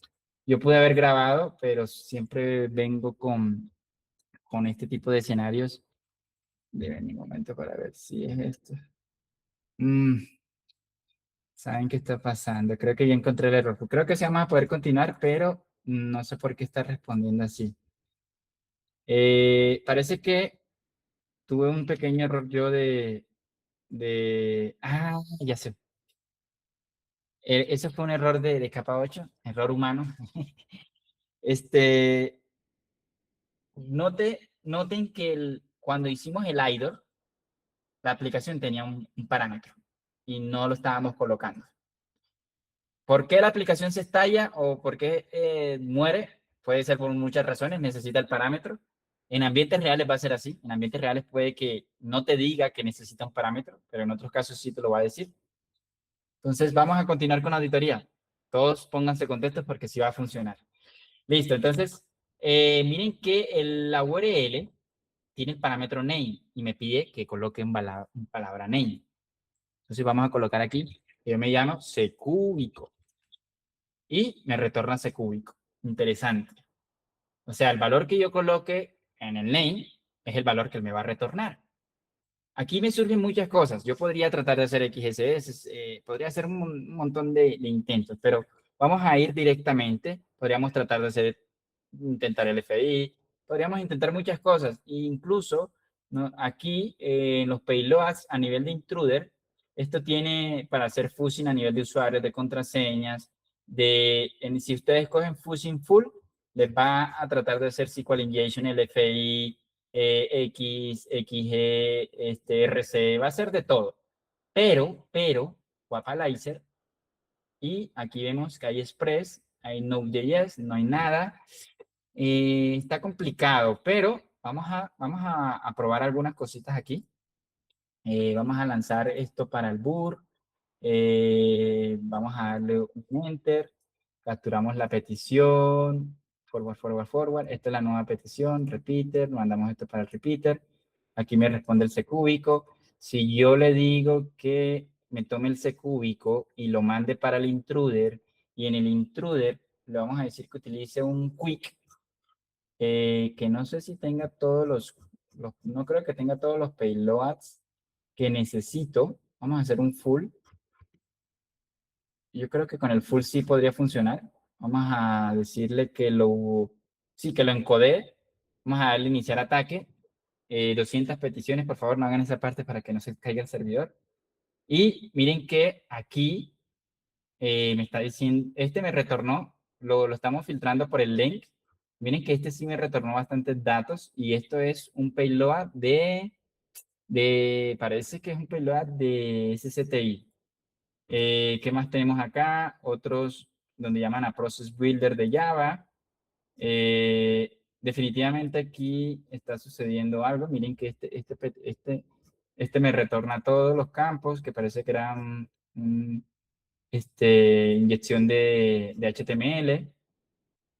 ¿Qué más tenemos? Aquí realmente hubieron varios que me están retornando bastantes datos.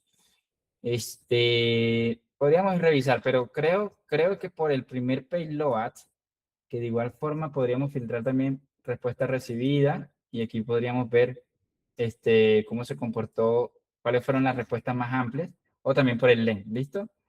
Por las respuestas que estoy viendo, podemos ver que posiblemente podríamos tener quizás eh, un, una probabilidad de SCTI, debido a que uno de los payloads hizo coincidencia, se comportó de una forma que es un buen indicador. Vamos a ver este otro payload que creo que puede ser un payload de SCTI. Estoy buscando otros. para ver si hay otro indicador que me diga, uy, este puede ser. Pero vamos a irnos por SSTI para validarlo porque definitivamente hay algo raro allí que sucedió en esa primera comunicación. Para los que no conocen, el SSTI es una vulnerabilidad que traduce Server-Side Template. Se dan en varios lenguajes de programación y te puede llevar a un RCE. Uno de los payloads, el payload clásico de XSS era script, aleph. El payload clásico de SSTI sería doble barra, doble corchete y hagan una multiplicación, ¿listo? Vamos a tratar de hacer 7 por 7. Si él hace el cálculo matemático, que lo hizo, si saben las tablas de multiplicar, saben que 7 por 7 es 49. Siempre dijeron que las matemáticas servían para algo. Ahí vemos que sí sirven para el hacking. Vemos que hay un cálculo matemático, por lo tanto, esto es SSTI indudablemente. Por razones de tiempo no voy a poder explicarles bien la razón de la construcción del payload, porque esto se hace manual, muy poco a poco, se va construyendo de una forma quirúrgica, pero a grandes rasgos yo ya tengo aquí construido un payload que es casi que funcional para una gran parte de los que son vulnerables, de los SSTI que están relacionados con Jinja 2. Jinja 2 es una tecnología que si la googleamos, eh, Jinja 2, van a notar que hace parte de un motor de plantillas de Python. Y este sería el payload. Cuando ya sabemos que es vulnerable a SSTI, podríamos utilizar este payload cuando sabemos que es Python. En este caso no descubrimos que era Python, pero es un tema de probar con un intruder, con un montón de payloads de SSTI, que hay un montón de diccionarios en setlist y demás. En este caso lo más importante es el WAMI, que es la ejecución del comando. Vemos que efectivamente tenemos RC. Aquí tenemos que alegrarnos todo porque estamos viendo un RCE que no es cualquier RCE. Vamos a analizar bien lo que estamos viendo. Estamos viendo vamos a quitarle este valor de la cookie para ver qué pasa. Miren que redirecciona. Entonces, esto es importante. Estamos viendo un SSRF autenticado, concatenado con un SSTI. Son dos vulnerabilidades concatenadas que requieren una autorización. Requiere una cookie, requiere haber encontrado el SSRF y requiere haber encontrado el SSTI. Es un encadenamiento de vulnerabilidades en donde el SSTI me brinda el RCE, el SSRF me permite interactuar con el puerto 1337 que no era observable desde Internet, desde una forma pública, y la autenticación fue obtenida luego del registro. Es la concatenación de dos vulnerabilidades y importante tener la posautenticación. Esto es importante y enfatizo en la posautenticación porque esto me ayuda a soportar por qué las metodologías como una que recomiendo mucho es la brecha asumida son tan poderosas. He llegado a interactuar con muchos ingenieros que por falta de inexperiencia me dicen, Gerardo, me estás pidiendo credenciales para acceder a la aplicación web. Eso no tiene sentido. Se supone que la tienes que hackear tú. Lo dicen de una forma muy soberbia, pero realmente en esa soberbia caen en desconocimiento. Las buenas prácticas y múltiples metodologías indican que adoptar dentro del proceso del pentesting una brecha asumida te ayuda a encontrar vulnerabilidades que no van a ser posible encontrarlas sin que te proporcionen esas credenciales. Y teniendo en cuenta la comparativa de que un hacker de sombrero negro tiene muchísimo más tiempo que un hacker de sombrero blanco, hay que tratar de desbloquear esas puertas para que tú puedas encontrar esa vulnerabilidad. En este caso, el registro era público, no era necesario que me entregaran nada, pero hay otros casos en donde el registro no es público. Por eso es importante que ustedes traten de explicar bien esos conceptos para que puedan asumir todas las posibilidades. Vamos a acelerar un poco, aunque ya sé que voy bastante rápido. Y aquí tendríamos que utilizar esta RCE para enumerar. Es decir, adoptamos una metodología en donde tratamos de enumerar con múltiples comandos de Linux, porque al parecer estamos en un Linux, en donde somos Rubén y tendríamos que escalar privilegios. Hay un montón de formas de escalar privilegios a nivel de Linux. Podríamos ser utilizando su ID. Hace poquito, literalmente esta semana salió una vulnerabilidad impactante porque de una forma muy sencilla puedes escalar privilegios a nivel de Linux que existía desde hace muchísimos años. En fin, podríamos escalar, podríamos correr el limpeas, podríamos hacer muchas cosas. Concretamente, para este caso, vamos a correr un comando que yo recomendaría ejecutar en cualquier otro contexto porque te ayuda a comprender, te puede ayudar a encontrar una vulnerabilidad a nivel de sudo, que vendría siendo sudo -l. Sudo -l es un comando que te ayuda a identificar la configuración a nivel de sudo para ver qué puedes ejecutar sin colocar contraseña y ejecutarlo como root. En este caso vemos que efectivamente no te solicita la ejecución de te permite la ejecución de este script sin contraseña como root. Entonces podríamos validar los permisos de este usuario. En este punto, quiero resaltar algo. En este punto yo creo que ya podríamos dejar la charla porque ya me estaría desviando en cómo escalar privilegios en un contexto de Linux y estaríamos hablando ya más de infraestructura. Realmente quería llegar hasta aquí porque pues ya aquí vimos lo que es hacking web. Aquí ya lo que tendríamos que hacer es jugar con estos parámetros, jugar con estos posibles ejecución de comandos para poder escalar privilegios. Ya les di la pista. De igual forma, el servidor está abierto. Yo lo voy a dejar prendido hasta las 12 del día de hoy. Y pues ahí ustedes pueden jugar un rato más como equipo para ver si logran escalar privilegios. Y pues allí pueden replicar todo esto. Los invito a que no se queden con la charla. La charla es importante, uno aprende con la charla, pero realmente aprende uno más ejecutando. Finalicemos con nuestro amigo Cloud. Vivimos en épocas muy interesantes estamos viviendo, en definitiva, una revolución. Ha llegado una palabra que está tocando todas las áreas de la ciencia y es la inteligencia artificial.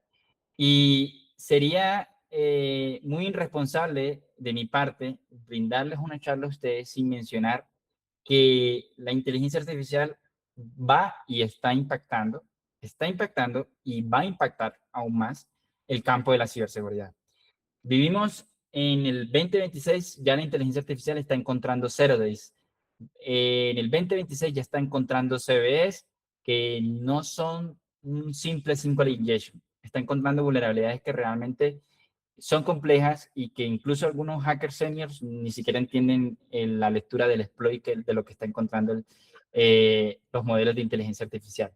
Hay grandes competidores, está OpenAI, está Anthropic, están también está Elon Musk, ahí también, con X, allá hay, en fin, hay un montón de competencias, pero a mi criterio personal, por lo menos hoy, que esto puede cambiar mañana puede salir otro modelo que es mejor que este, pero a mi criterio personal, Anthropic creo que está brindando un muy buen modelo y hay un concepto, y para que se den cuenta que esto llegó para quedarse, que esto es una revolución, que esto no es algo que simplemente tenemos que omitir, los protocolos HTTP, normalmente cuando se inventan, porque realmente los protocolos hay muchos protocolos que suelen salir, que han salido en esta última década, pero el protocolo que salió hace muy poco, que son el protocolo MCP, es, es un protocolo que lo adoptaron un montón de compañías. O sea, es como si hubiesen inventado, imagínense, trasládense en la época cuando inventaron HTTP. Todo el mundo empezó a utilizar HTTP. Miren la importancia. Se inventa un protocolo y no solamente es inventarlo, sino la adopción de las empresas de ese nuevo protocolo. Los MCP básicamente te permiten eh, interactuar con una herramienta y darle al modelo la capacidad de que utilice esa herramienta. Y hay un MCP que está que es muy importante que lo conozcan dentro del hacking web.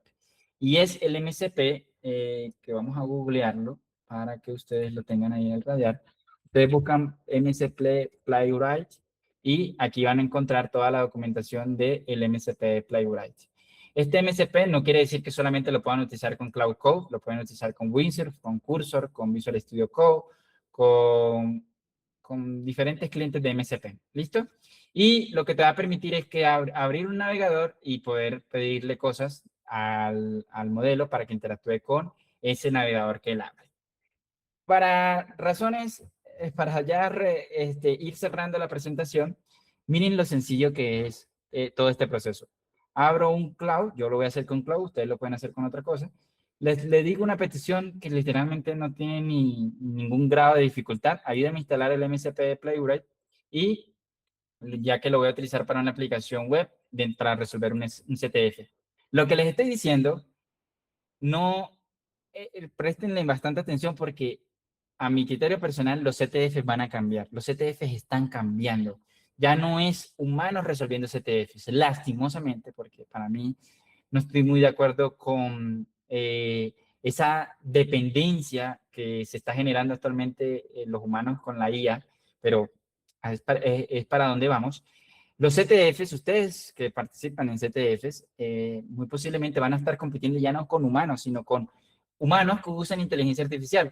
Y muchos de los CTFs tienen retos web. Entonces, esta va a ser una forma que yo creería que tienen que adoptar dentro de su workflow porque estarían en desventaja lastimosamente. Creo que es hacer trampa, creo que no es lo correcto, pero ¿cómo controlas eso? Es muy complicado. Entonces, es algo que no solamente se ve en los CTFs, es algo que también se va a adoptar y que se está adoptando dentro de las auditorías reales, que los hackers de sombrero negro lo están utilizando, ellos no tienen restricciones, ellos no viven en una empresa en donde le dicen que no pueden usar IA. Entonces, eso obliga a que tarde que temprano los hackers de sombrero blanco también utilizando IA. Es algo muy similar a lo de a resistir hace una década cuando se resistía a la adopción de IA. Una vez que ustedes tienen instalado el MCP, reinician la sesión, es decir, salen y vuelven a abrir a Cloud y ya tienen el MCP corriendo. Aquí todo es lenguaje humano, simplemente le podríamos decir, usa el MCP de Playwright instalado para lanzar y vamos a pasarle nuestro target, que vendría siendo esta aplicación que está aquí, y vamos a pasarle esto. ¿Listo? Entonces vamos a ver lo que va a hacer. Aquí lo que hace Cloud, que es el modelo que estoy utilizando, Cloud está comunicándose con el MCP de Playwright y aquí vemos que ya lo abrió. ¿Listo? Perdónenme un momento que aquí. Y listo. Aquí ya lo organizo. Entonces, este es el navegador. Entonces, le puedo decir que me tome un screenshot, que tome un snapshot, perdón. Y aquí me dice, mira, ya vi que es una aplicación. Le puedo empezar a hacer preguntas. Esta aplicación, ¿qué puede, vamos a decirle algo más específico. Tratemos de identificar si tiene un registro algo literalmente textual, algo ridículo, no le estoy diciendo, no necesito una certificación de la SCP, simplemente le digo que lo busque.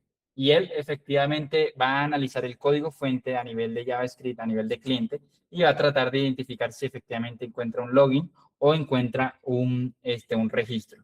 Aquí él está probando, simplemente le estoy diciendo que sí, que él vaya buscando. Mira, aquí ya me dijo, mira, efectivamente ya encontré un login, le puedo decir, registra un usuario y él va a tratar de hacerlo. Esto que estoy haciendo sigue siendo muy manual, porque sigo existiendo yo como humano aquí diciéndole qué hacer. Sin embargo, todo este proceso se puede automatizar. Ya es posible hacer un ethical hacking a nivel web con este tipo de herramientas, porque básicamente esto puede hacer todo el proceso. O sea, yo ya no estoy haciendo nada, yo ya no abrí BUR, yo ya no creé mi usuario, él creó el usuario. Aquí ya me está diciendo cuáles son las credenciales. Le puedo decir qué funcionalidades detectas. Entonces, él va a tratar de analizar el código fuente, lo mismo que hicimos nosotros a nivel humano, pero ya estamos utilizando el MCP de Playwright, utilizando el modelo de Cloud, que entre mejor sea el modelo, mejor va a ser el resultado, y él va a ir jugando con las diferentes funcionalidades de la aplicación. Es posible que quizás vamos a entrar en detalles más modernos. Gerardo, ¿y qué pasa cuando hay un CAPTCHA? ¿Será que se puede bypassar el CAPTCHA? Los invito a que lo prueben. Pero la respuesta corta es que depende del versionamiento del CAPTCHA, va a poder bypassarlo. Quizá hay CAPTCHAs que son muy fáciles, hay otros CAPTCHAs que requieren un grado de complejidad muchísimo más alto para aplicarle un bypass. Pero es interesante y es muy importante que ustedes conozcan estas herramientas porque realmente creo que estarían en desventaja no conocerlas. Tratar de vivir en una jaula encerrado diciendo que la IA no existe o no es relevante para tu trabajo es vivir realmente engañado, porque analicen todo lo que me tomó a mí explicarlo, que creo que fue como desde las 9 hasta las 9:30, y ya esto lo está automatizando de una forma sencilla. Eso quiere decir, muchachos, que ustedes ya pueden empezar a tratar de identificar, hacer bug bounty, por ejemplo, porque con esto pueden guiarse. Quiere decir también que pueden aprender muchísimo más rápido, porque pueden utilizar estas herramientas como un profesor dedicado. No necesitan, o sea, sí es bueno estar en estos espacios, sí es bueno compartir conocimiento con la comunidad. Pero lo que quiero transmitir es que no dependan de, porque realmente nosotros fuimos enseñados o adoctrinados de que teníamos que pasar por un proceso educativo en donde dependemos de una persona que nos esté hablando, así como lo estamos viviendo ahora o con un profesor. Ya vivimos en una época en donde eso es obsoleto. Vivimos en una época en donde tenemos una de las tecnologías más poderosas que ha creado el hombre y tiene conocimiento en muchas áreas y ustedes pueden utilizarla como un profesor 24/7, ya no es un profesor contratado por una X cantidad de horas, o en este caso, alguien que está contratado para un tiempo determinado, o en este caso, una persona que brinda su tiempo de un viernes por la noche para compartir conocimiento. Ustedes pueden hacerlo y pueden aprender un montón. Miren, aquí ya me está identificando cosas, me identificó la ruta de links, la de agregar, la de editar, la de eliminar, todas las rutas y ya podría empezar. Créanme que poco a poco uno puede irlo guiando hasta llegar a un punto de lograr llegar a encontrar vulnerabilidades. Eso sería todo por la charla del día de hoy. Espero que hayan disfrutado, que hayan aprendido, que les haya gustado la charla. También espero que esta no sea la única vez que podamos colaborar. Me gustaría tener, compartir con ustedes otros espacios en donde podamos aprender entre todos. Si alguno de ustedes va a asistir al SecOps Day, allí nos veremos, nos tomamos una foto, hablamos un poco de hacking y pues nada, espero que realmente les haya gustado la charla y pues allí no sé si tienen alguna duda, si tienen algún comentario y si no, pues creo que eso sería todo de mi lado.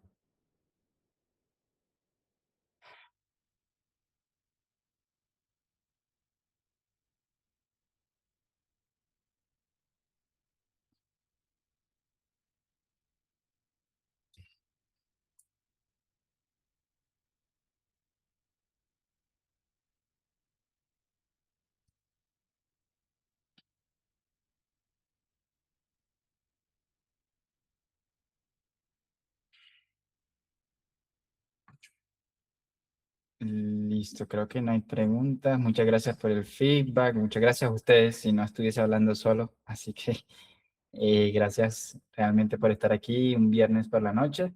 Espero que tengan un excelente fin de semana y allí nos estaríamos viendo en una próxima ocasión. No sé si el equipo organizador va a dar algunas palabras finales o va a mencionar algo para que pues ahí darles el espacio a ellos. Claro.